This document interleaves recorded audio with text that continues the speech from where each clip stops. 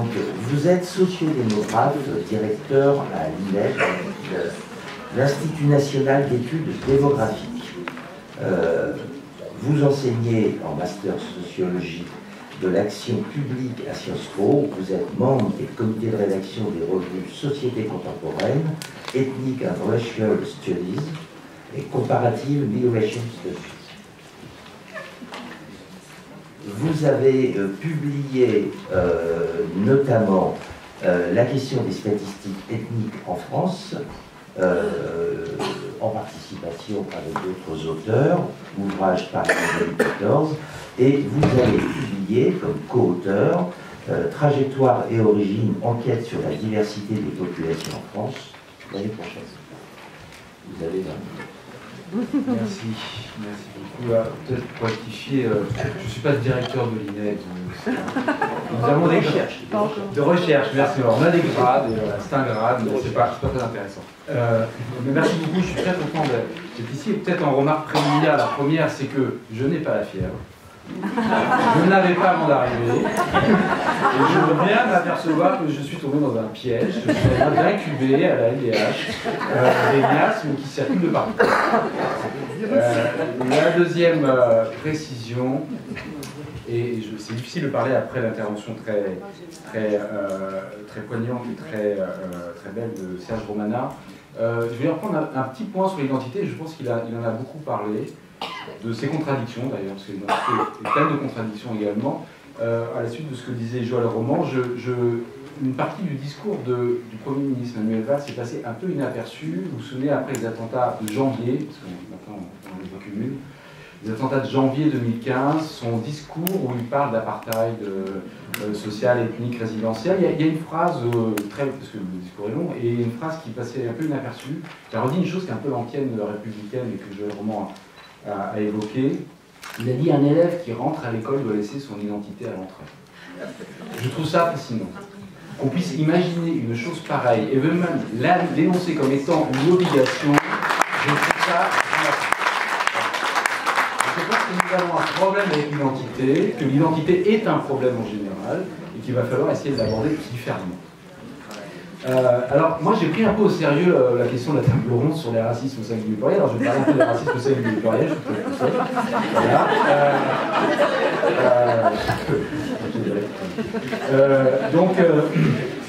Je vais dire plusieurs choses sur ce pluriel des racismes.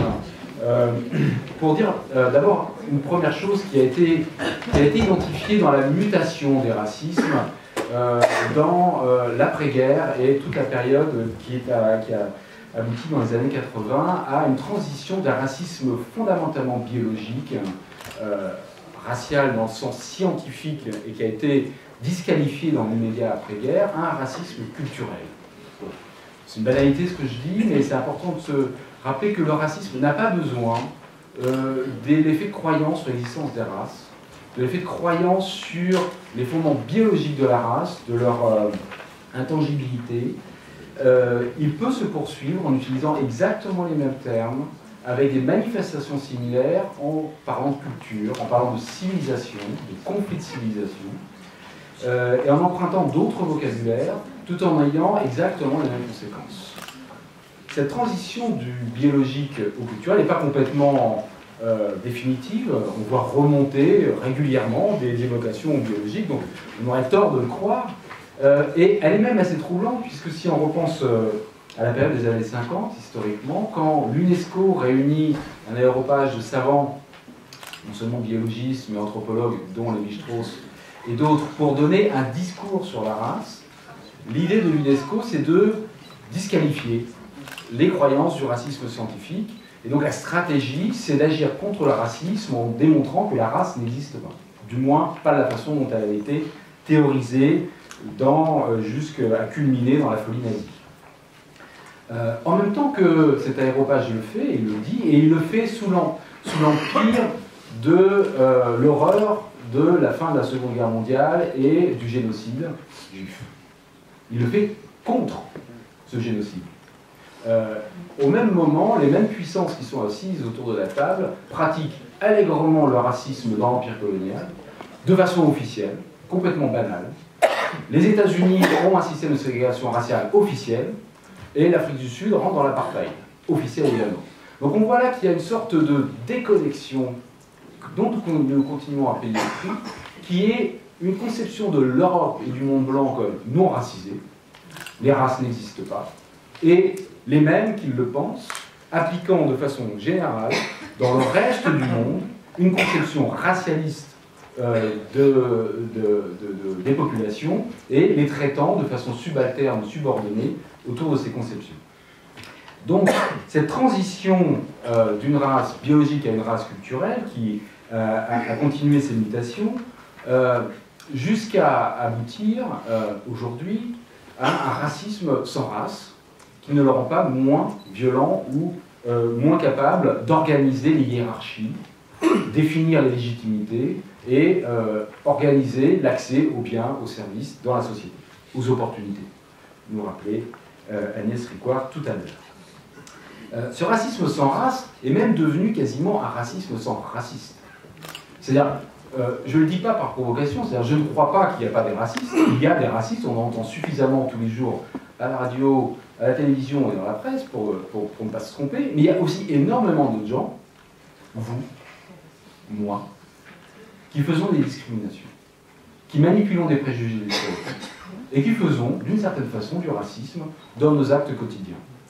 Plus ou moins contrôlés, plus ou moins délibérés, certainement pas la plupart du temps intentionnels, encore moins quand on a, et j'ose espérer dans cette salle, des idéologies et des convictions pour l'égalité et antiracistes, ce qui ne nous empêchera pas, dans plein de circonstances de la vie quotidienne, de faire des distinguos et de construire des formes de traitement qui peuvent aboutir à des discriminations. Donc le racisme sans raciste est beaucoup plus compliqué, parce que cette fois, il ne s'agit pas de dénoncer l'ennemi, évident, violent, que tout le monde repérera dans ses discours. Il faut arriver à comprendre les structures profondes de la société et leur mode de fonctionnement hérité de plusieurs siècles de hiérarchisation dont Myriam Kutas nous a évoqué rapidement l'historique. Donc ce contexte du racisme moderne, en quelque sorte, nous met en difficulté. Il nous met surtout en difficulté, un, pour l'observer et le comprendre, et deuxièmement, ce qui est peut-être plus le ressort de ces deux journées, pour lutter contre. Parce qu'évidemment, lutter contre, quand on lutte contre les crimes ou contre les discours de haine, il y a des méthodes, il y a des outils. Lutter contre les systèmes invisibles, fluides, très discrets, des petits distinguos, ça devient plus compliqué. Et il faut changer, en quelque sorte, notre logiciel, ce qui ne veut pas dire qu'il faut ignorer la permanence d'un racisme explicite, ouvert, violent, mais qu'il faut aussi s'intéresser aux autres formes de racisme. Alors, les racismes, est-ce qu'il est utile de mettre des pluriels? Sans doute, parce qu'il y a des déclinaisons dans les racismes. Et ces déclinaisons, évidemment, prennent des formes également. On a évoqué l'islamophobie, bien qu'il y ait des discussions sur la terminologie, mais je ne pense pas que ce soit, comme Joël Armand, je ne pense pas que ce soit absolument intéressant de parler de la terminologie. Je pense que ça désigne une situation que tout le monde comprend, c'est-à-dire le traitement des personnes considérées comme musulmanes, comme ayant des droits ou des obligations inférieures à celles du reste des membres de la société. Il y a là un discours explicite, il y a des pratiques, hein, et il y a des conséquences sur la vie des personnes qui sont perçues ou qui se définissent comme musulmanes. Donc il y a là l'islamophobie, le racisme anti-rom, le racisme de couleur, on en a parlé, le racisme fondé sur les origines, réelles ou perçues, le racisme, l'antisémitisme, probablement celui dont l'histoire est la plus longue. Et là aussi, on doit s'interroger sur cette question de principe d'identité qui nous a été évoquée auparavant. Serge Romana dit « Je ne suis pas noir ». Il a le droit. Il peut très bien définir son identité comme il l'entend. On peut aussi, et quelqu'un d'autre dans cette salle ou ailleurs, pour dire « Je suis noir ». Et rien n'empêchera cette personne de le dire et de le revendiquer, avec les conséquences que ce serait pour elle, dans sa vie, dans ses choix et dans son parcours. De la même façon, et peut-être contre l'idée sartrienne que c'est l'antisémitisme qui crée le juif existe en dehors de l'antisémitisme. Il y a un principe d'identité. Ce principe d'identité est incontournable. L'antisémitisme formate la façon dont on peut se définir comme juif. Il construit le principe d'identité, mais il n'en est pas l'origine. De la même façon, et c'est vrai, les catégorisations raciales, l'histoire du racisme ont formaté et construit les Noirs, les Blancs, et en même temps, les Noirs et les Blancs survivront au racisme en quelque sorte. Alors c'est compliqué à imaginer parce que, évidemment, je parle d'un avenir extrêmement utopique. Il faut que je sois à la place de Joël Roman en tant que philosophe pour le dire, et pas en tant que sociologue. Mais... Et donc, la question qui nous est posée, et qu'a soulevée Myriam Polkias, c'est la capacité à déracialiser. Or là, on a des divergences. Quels sont les moyens? À la fin, peut-être qu'on peut se mettre d'accord dessus, mais les moyens de déracialiser sont très controversés. Alors, avant d'en arriver à ce point-là, qui est très important, je voudrais revenir sur la question des filiations de racisme. J'ai dit qu'il y a des racismes qui ont souvent des manifestations assez similaires, mais qui visent des groupes différents.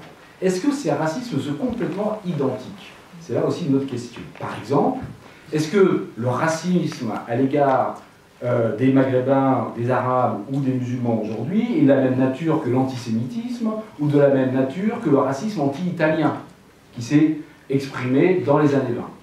Les historiens tendent à nous dire qu'il y a eu des massacres anti-italiens à Aigues-Mortes, une pratique de stigmatisation généralisée qui est finalement pas très différente de ce qui se produit aujourd'hui avec les Arabes. Et donc, finalement, ce racisme anti-italien s'étant dénoué dans le temps, soyons optimistes, le racisme anti-arabe va suivre à peu près la même évolution, sous réserve qu'on s'en donne les moyens. J'ai un doute. J'ai un très grand doute. Je pense que le racisme anti-italien n'est pas de la même nature que le racisme anti-arabe. Je pense que de la même façon que les Irlandais aux États-Unis ont été en but à un discours raciste, à des pratiques racistes, ils sont devenus blancs, au sens où ils ont été incorporés à l'intérieur de la matrice américaine, de la même façon que les Juifs d'Europe orientale et centrale ont été en but au racisme et à l'antisémitisme aux États-Unis, et ils ont été incorporés à l'intérieur de la matrice blanche, qui n'est plus WASP, aux États-Unis, alors que les Afro-Américains, qui étaient là bien avant eux, sont restés, du fait du legs de l'esclavage et de la ségrégation raciale, sans doute dont il faut qu'on pense quand on parle de déracialisation. En 1951, l'INED fait une enquête sur Français immigrés et pose la question un peu banale à l'époque de savoir quels sont les groupes donc c'est un sondage, peut-être en population générale, quels sont les groupes que vous préférez et ceux que vous placerez au plus bas dans la sympathie. Alors quel est le 10e groupe le moins sympathique? Il y avait 10 groupes. Hein. Quel est le groupe le moins sympathique en France en 1951 à votre avis? C'est qui? Les Allemands. Les Allemands. Passif. Le 9e groupe, c'était les Nord-Africains. En 1951, c'est pas encore la guerre d'Algérie. En 1951, des Algériens en France, c'est-à-dire ceux qu'on appelle les Français musulmans à l'époque, il n'y en a pas beaucoup. C'est-à-dire que l'expérience des gens qui répondent au questionnaire, l'expérience concrète de voisinage, rencontrer les gens, elle est quasiment nulle. Les Arabes qu'ils connaissent, ils les voient bon, à la télévision pas tant que ça, enfin, en tout cas un peu, parce qu'il y en a quand même, mais en tout cas à la radio, dans les journaux, c'est l'empire colonial. Et donc le Nord-Africain, c'est déjà le plus bas dans la sympathie. Pas de mariage, pas d'échange, inaccessibilité totale. En 1974, on refait l'enquête. Alors là, cette fois, il y a eu l'immigration, puis en 1974, on est quand même dans une présence très nette de l'immigration maghrébine dans les grandes villes françaises. Même topo. Conception générale que les Algériens et les Maghrébins sont inassimilables. Pas de problème avec les Italiens, pas de problème avec les Polonais, les Algériens, c'est pas gérable. Hostilité sur tous les mariages mixtes. On fait un sondage en 2014, que vous connaissez sans doute, qui a été réitéré d'ailleurs en 2015, mais je prends les chiffres de 2014, qui a été publié par Le Monde en janvier 2014. 74% des personnes interrogées considèrent que l'islam, les pratiques religieuses au sein de l'islam sont fondamentalement intolérantes. 74% des personnes interrogées disent que l'islam n'est pas compatible avec les valeurs de la République. et les valeurs de la société française. 80% des personnes interrogées considèrent que les musulmans essayent d'imposer leurs idées et leur mode de vie au reste de la société française. Il y a là une cristallisation, une crispation que nous n'avons pas rencontrée dans les mêmes termes pour d'autres groupes d'origines différentes.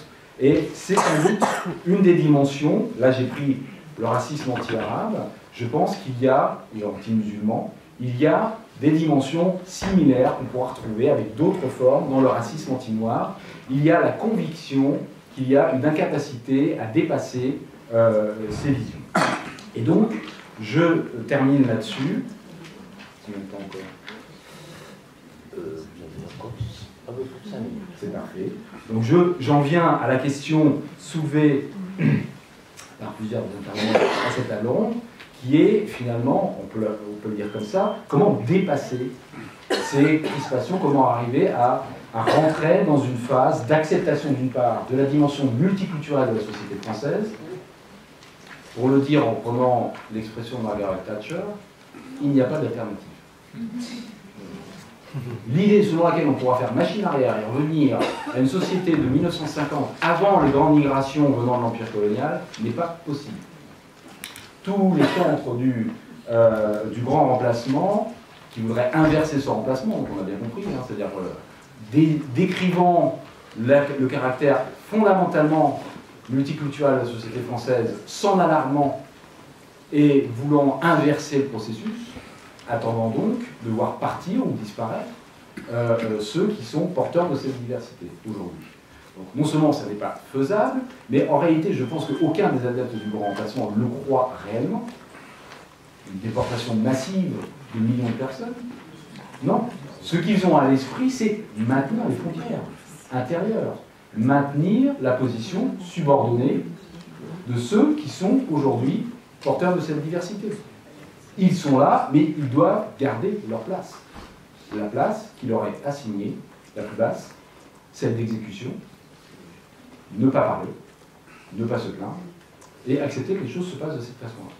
Le grand discours raciste du grand remplacement, ou le grand discours du Front National, ça n'est pas en réalité la disparition des minorités, c'est le maintien des minorités dans leur position subalterne.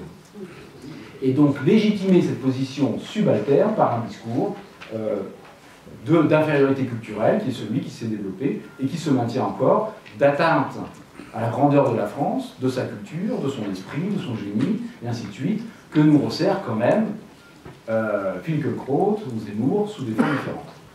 Donc nous sommes au cœur de ce discours, et il faut donc, d'une part, porter le contre-discours de la société multiculturelle. N'ayez pas peur. N'ayez pas peur. C'est comme ça qu'on vit. C'est ça la France d'aujourd'hui, et c'est la France de demain. N'ayez pas peur. Le problème, c'est que les pouvoirs publics ne font pas ça. Confère le Premier ministre disant on laisse son identité au vestiaire. Non, si on fait ça, on crée le discours de délégitimation. Si on doit laisser son identité au vestiaire, et si l'identité qui est repérée, c'est l'identité minoritaire, parce que la majoritaire, tout le monde l'a, donc personne ne s'en inquiète, elle est normale. Elle est absente, elle est incolore en quelque sorte. Par contre, toutes les autres, elles se repèrent parce qu'elles sont dissonantes. Étant dissonantes, elles ne doivent pas s'exprimer, elles doivent rester au vestiaire. Et là, on voit bien ce processus de délégitimation qui contribue à renforcer cette hiérarchie intérieure à la société française. Comment on fait pour déplacer ou découpler la perception de la... Alors, je dis la race de façon très générique, et j'entends bien que le vocabulaire devrait être abandonné. J'ai tendance à penser que 50 ans après le discours de l'UNESCO, on a perdu. Le combat continue, mais justement, j'en viens au moyen du combat. Je me demande si le discours tendant à penser que la suppression du mot race de la Constitution est la façon de faire disparaître le racisme est la bonne position. Je pense que nous devrions, alors je vais être assez provoquant, mais j'espère qu'on aura un dialogue là-dessus, je me demande si on n'est pas, avec la question de la race et du racisme, quasiment dans la même situation qu'avec les maladies infantiles, il faut les avoir pour essayer de les dépasser. C'est-à-dire, pour s'en débarrasser, il faut le faire. Et donc, on serait quasiment en situation, si je veux pousser un peu l'analogie, à racialiser de façon très très forte le discours sur la société française, à concevoir l'existence de groupes en découplant les signifiants, c'est-à-dire que ça n'est pas de ne pas parler de la race, de la couleur ou d'autres caractéristiques, c'est d'en parler, mais de les découpler des registres de signification et de hiérarchie auxquels ils sont associés historiquement et auxquels ils sont associés encore aujourd'hui. C'est-à-dire que la stratégie française qui est de ne pas parler de la race pour empêcher le racisme, n'empêcher évidemment pas les perceptions collectives, sociales, quotidiennes de ces catégories historisées, qui sont toujours actives. Par contre, il nous met en difficulté d'en montrer les effets. Il est difficile aujourd'hui pour des personnes qui ont été exposées au racisme de couleur ou d'origine ou de religion d'en faire état sans s'entendre dire parfois enfin, « c'est vous qui revendiquez d'être noir là ». Quand vous parlez du racisme anti-noir dont vous avez été l'objet. Et donc vous nous mettez mal à l'aise, vous êtes mal poli en quelque sorte. Vous rompez notre modus vivendi qui est ce qu'on appelle le color blindness, c'est-à-dire l'aveuglement à la couleur. Donc, si vous voulez vraiment ne plus être victime, eh bien, il faut que vous-même, vous négligiez ou que vous arrêtiez de vous concevoir comme noir, blanc éventuellement. On m'a fait le reproche, parce que je me dis que je suis blanc. Je n'ai pas de principe d'identité blanche, je ne sais pas ce que ça veut dire. Je peux dire que je ne sais pas ce que ça veut dire, mais je n'ignore pas que je suis blanc. Au sens où je n'ignore pas les privilèges, Agnès l'a dit, les privilèges qui sont attachés à ça. Je sais que lorsque je vais chercher un emploi, quand je vais chercher un logement, quand je suis dans le métro, quand je suis dans la rue, je bénéficie d'éléments qui sont liés au fait que les gens me voient comme blanc. Ça n'a pas de sens pour moi particulièrement, mais je sais que ça en a pour beaucoup de gens autour de moi. Voire même, ils ne savent pas très bien pourquoi, mais ils pensent qu'ils ont confiance en moi. Bon, j'espère. En tout cas, ils devraient. Bon, mais en l'occurrence, je sais qu'ils auront plus confiance en moi que d'autres personnes qui ont les mêmes caractéristiques sociales, le même niveau d'éducation, le même souci de l'élégance que moi, sont par contre une autre couleur et vont donc renvoyer une autre image. Et ça, nous en sommes conscients, nos recherches le démontrent quotidiennement, et si on veut pouvoir en parler, ça n'est pas de culpabiliser les blancs. Il faut arrêter, on ne va pas se taper dessus en permanence, mais c'est être conscient du fait que dans la société, les mécanismes par lesquels s'organisent les rapports sociaux empruntent ces éléments-là, et Serge Romana montrait l'énorme subtilité des classifications et des distinctions dans l'univers antillais, et c'est valable également au Brésil et dans d'autres sociétés multiraciales. Il est évident qu'il y a là une ingéniosité dans les distinctions sociales qui emprunte ce vocabulaire historique et qui va les poursuivre en décidant des modalités d'accès à des biens, à des services, à des positions, à des opportunités. Donc si on veut essayer de dépasser ça, je pense qu'il faut que nous en parlions, non pas en considérant qu'en parler, c'est favoriser le maintien de ces distinctions, en parler pour arriver à les dépasser. J'ai bien conscience que c'est compliqué, mais dans l'immédiat, il me semble qu'il faut que nous rentrions dans cet exercice de vérité, pour ne pas se payer de mots, et pour arriver à passer à autre chose. Comment on fait pour défaire le passé? C'est un peu la grande problématique française, hein, depuis la Révolution de 89, et puis toutes les secousses ultérieures. Comment dépasser la colonisation? Décoloniser, ça ne suffit pas de dire c'est fini, ça ne suffit pas de défaire dans les lois ce qui a été construit dans la colonie, il faut aller au-delà. Dépasser l'esclavage, ça n'est pas dire c'est terminé, on a eu tort, ok. C'est aller au-delà. Et bien, dépasser toutes ces histoires plus ou moins dramatiques, c'est arriver à assumer notre quotidien, notre actualité de la France multiculturelle, dans lesquelles il y aura peut-être des noirs, des blancs, qui ont envie de se dire noirs ou pas, qui ont envie de se dire blancs ou pas, qui ont envie de se dire autre chose, mais dans lesquelles ça ne doit pas porter préjudice à leur participation à égalité dans la société. Merci.